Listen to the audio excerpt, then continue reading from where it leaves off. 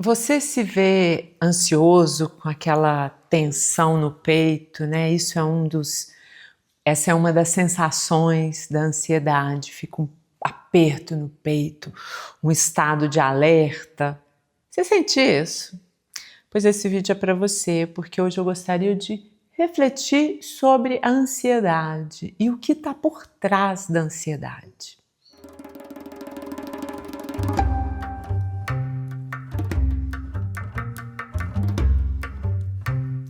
Bem-vindo a esse canal que eu dedico aqui a reflexões, a olhar a vida como uma oportunidade para o crescimento interior, para o autoconhecimento e para você ter uma vida melhor, aproveitando as oportunidades da vida. Bem-vindo, bem-vinda. A ansiedade, ela tem sido descrita hoje assim como um transtorno, né? Hoje não, desde a década de 80, que os manuais, né, das doenças já definem ali transtorno. E o que isso implica? Implica que a ansiedade se torna uma doença por ela mesma. E não se discute o que está por trás, qual é a causa da ansiedade. Porque a ansiedade por si mesma, ela é como a febre, ela é um sintoma. E essa é a questão. E quando a gente vê como uma simples doença ou como um transtorno que deve ser ele tratado, você toma uma pastilha, uma pílula e a sua ansiedade se desfaz. Qual o risco disso? O risco é que você não vai na causa. Então, se perdura essa sensação constante. E se perdura, você com medicamentos constantes. Será que é uma boa a gente ficar tomando medicamentos que vão atuar no sistema nervoso central? E tomar esse tipo de medicamento ao longo de anos, claro que isso tem uma implicação para a sua saúde cognitiva, para a sua saúde mental. É sobre isso que eu estou refletindo. Que quando a gente vai olhar determinados sintomas, é muito arriscado tomá-los como transtornos, como doenças por eles mesmos. E aí, antes da gente conversar sobre a causa, há que saber também que todos esses movimentos emocionais, eles geram também movimentos biológicos. Então, essas emoções afetam o nosso corpo. Logo, todas as emoções, elas têm aí um caráter biológico e logo elas trazem uma sensação física. As minhas emoções têm sensações físicas, como eu disse no início. A ansiedade, ela gera sensações físicas. E de onde vem isso? Vem das nossas alterações hormonais, dos neurotransmissores envolvidos nesses processos. E um que está envolvido nesse processo da ansiedade é a dopamina, o cortisol. E ele nos mantém naquele estado de busca de recompensa imediata. Eu busco.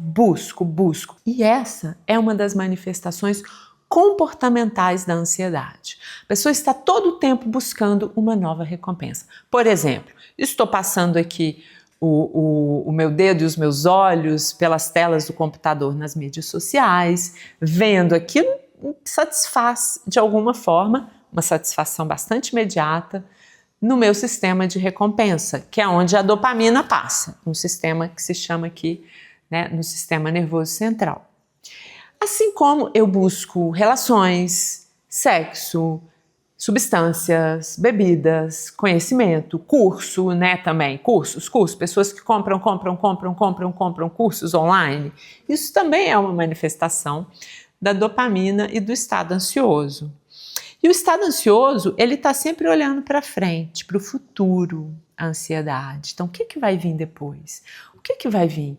E por isso, essa busca constante para satisfazer essa insatisfação por uma recompensa curtinha, rápida, imediata, que vai passar imediatamente, logo eu vou ter que buscar mais.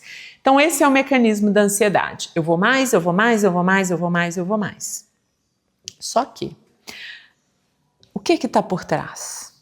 A emoção que está por trás. E aí a gente vai poder mudar um pouquinho essa forma de atuar para regular o seu sistema, logo diminuir os sintomas da ansiedade, né? Os sintomas que a ansiedade aparece, ela mesma enquanto um sintoma, né? Porque acaba que ela é um sintoma disso que está mais profundo.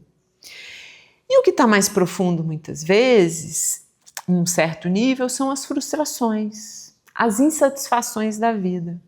Então seguem-se adultos querendo não viver frustração, não viver a insatisfação que a vida nos traz naturalmente, né? Eu adoraria ter muito tempo para fazer tudo que quero, para fazer minha ginástica, para ler um livro, adoraria ter muito tempo, mas preenchemos a vida com tantas coisas e não me sobra tanto tempo. Isso é uma insatisfação, por exemplo, da nossa vida contemporânea. Uma pessoa que eu pedi algo, meu marido, eu pedi algo e ele não pôde me atender no momento exato. Me frustrei. Estou dando aqui exemplos corriqueiros. Nesses exemplos, a gente, só para se dar conta que a vida gera frustração todo o tempo.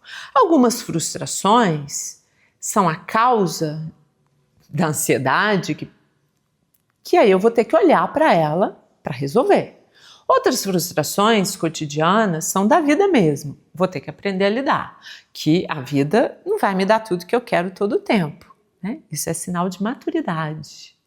Então, um dos passos para lidar com a ansiedade é a gente aprender a ser adulto, aprender a lidar com o que passa na vida de pessoas adultas, que tem que se haver com responsabilidades, com insatisfações, com renúncias, para conseguir seguir numa vida harmônica, né? Então, lidar com esses sentimentos. E comportamento também, né? Eu também posso mudar o meu comportamento. Fazendo atividade física, eu posso também ter bons hábitos, alimentar bem, dormir bem, não consumir tanto as mídias sociais, limitar o meu tempo de tela, porque já está comprovado que muito tempo de tela se aumenta o nível de dopamina no meu sistema. Então esses comportamentos me ajudam a estar mais regulada, sendo eu responsável pela minha saúde, pelo meu corpo, pela minha vida, pela minha rotina de vida. Mas tem algo mais profundo que gera ansiedade. É esse o ponto que eu gostaria da gente ir um pouquinho mais fundo, que são os medos. Os medos são geradores de ansiedade, o medo do futuro. Será que eu vou dar conta? Será que eu não vou dar conta? Será que eu vou viver? Será que eu vou conseguir pagar a conta? Será que eu vou conseguir completar o meu mestrado, o meu doutorado? Será que eu vou ter trabalho? Sempre ao futuro. Ou a sua vida está com tantas coisas que você não sabe se vai dar conta. Então, o medo aumenta os níveis de cortisol. Logo, os fatores estressantes do meu sistema biológico, da minha saúde mental também. Então, antes de olhar, vamos tratar a ansiedade? Vamos tomar uma pílula para diminuir a minha ansiedade? Talvez você devesse olhar para o que você não está dando conta, o que te amedronta tanto que você fica nessa insatisfação constante. Este é o ponto. Você consegue pensar qual é o seu medo maior? Que você desvia o foco disso e começa a atuar na vida de uma forma robótica, mecânica, consumindo coisas, tempo, ocupando a sua vida com tantas tarefas para não ver o que é real. Isso é um sinal de maturidade. Eu ver o que é real. Pode ser doloroso? Pode ser bastante doloroso. Porque isso pode implicar em você ter que confrontar escolhas. Você tem que fazer escolhas, tomar decisões que talvez não sejam muito fáceis. Seja mudar de trabalho, terminar um relacionamento, mudar de casa. Então tudo isso dá medo, é real. Mas quando eu olho para o meu medo de fato, o medo real, porque é óbvio que dentro de um quadro, né, um momento de ansiedade, tem os medos imaginários e tem toda a imaginação que te faz distanciar de ver a realidade. né? Esses você põe de lado, né? Deixa eles ali, vê, se dá conta do quanto são imaginários e olha para os medos reais. Porque os medos reais, certamente eles têm soluções concretas, que vai passar por você decidir, escolher. E aí tem um ponto de vista que é duro e que eu vou compartilhar com você, que muitas vezes a pessoa, ela quer que aquele estado emocional mude, fato, como mágica. Essa é a imaturidade, né? Os aspectos infantis atuando. Quer que mude, que tudo fique bem, mas não quer olhar para a real, que vai implicar coragem para abrir mão, renunciar às causas do sofrimento, às causas dessa ansiedade. Às vezes você vai ter que abrir mão disso. Para a vida abrir. E aí tem uma loucura que acontece que parece que se eu mudar, se eu abrir mão disso, que me causa sofrimento, mas eu permaneço ali com a minha saúde sendo comprometida, com a minha saúde mental comprometida. Eu fecho que aquilo vai ser o fim. Aquilo acabou a vida. Não olha para outro ponto, um outro foco, é de que se tudo isso sai, tudo isso que me causa dor, sofrimento, ansiedade sai, vai abrir um espaço para um novo, um espaço para transformação, um espaço para ser preenchido de coisas que vão te fazer bem. Então, esse é o ponto mental, egóico talvez, de que é muito duro renunciar à causa do sofrimento. E aí se contentar em dizer que eu tenho transtorno de ansiedade e fica a vida inteira tratando esse transtorno de ansiedade, sem se comprometer e se responsabilizar com os cuidados com o seu corpo físico, os cuidados com a sua mente, com o seu coração e olhar realmente com coragem para a causa da sua ansiedade, para a sua vulnerabilidade, porque você não dá conta mais. E isso é o difícil para adultos imaturos, que é olhar para o que é difícil, olhar para o que você vai ter que abrir mão, assumir uma responsabilidade de tomar uma decisão, ainda que implique outras pessoas. E você pode fazer isso de uma forma pensada, estratégica, fazendo com que seja mais fácil possível, apesar de doloroso. Então não é porque é complexo, porque é doloroso que a gente não faz. Então, recapitulando, há que cuidar do seu corpo para regular os níveis de dopamina. Significa diminuir dopamina e tem um outro neurotransmissor muito importante, que é a acetilcolina, que ela aumenta nos estados de tranquilidade, nos estados harmônicos. Então, quando você começa a trabalhar sobre o seu corpo, você também está aumentando a acetilcolina, que vai te facilitar ter mente, saúde emocional e psíquica para olhar para a realidade. Então, não é simplesmente vamos olhar para o difícil e tomar decisões. Não somente isso. Você precisa se preparar, você precisa preparar o corpo físico para tudo isso. Você precisa preparar as suas emoções e a sua psique para ir dando conta de fazer o que precisa ser feito para a sua vida ficar melhor. E muitas vezes você vai precisar de ajuda, vai precisar de um processo terapêutico para você elaborar, para você ir conseguindo colocar dentro da sua vida.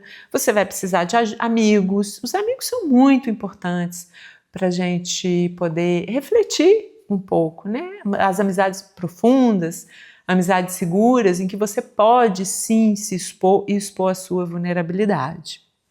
E aí, na vulnerabilidade, você olhando de frente para o seu medo, você pode tirar a energia daí. Porque todas essas emoções aparentemente negativas, né, que a sociedade dita como negativa, tem muita energia. Tem muita energia desde que eu a olhe, desde que eu assuma responsabilidade, desde que eu elabore esses processos interiores, aí eu consigo tomar a energia do medo, a energia da raiva, a energia da angústia, e isso se transformar em coragem, em força, para o seu potencial e para você encontrar uma vida, a sua vida. Você ter domínio da sua vida, do seu tempo, das suas escolhas, como um adulto maduro, né? Para a gente chegar na maturidade. Me conta, faz sentido para você? Você se vê como um adulto maduro ou um adulto que é ainda uma criança? Como é para você confrontar os seus medos?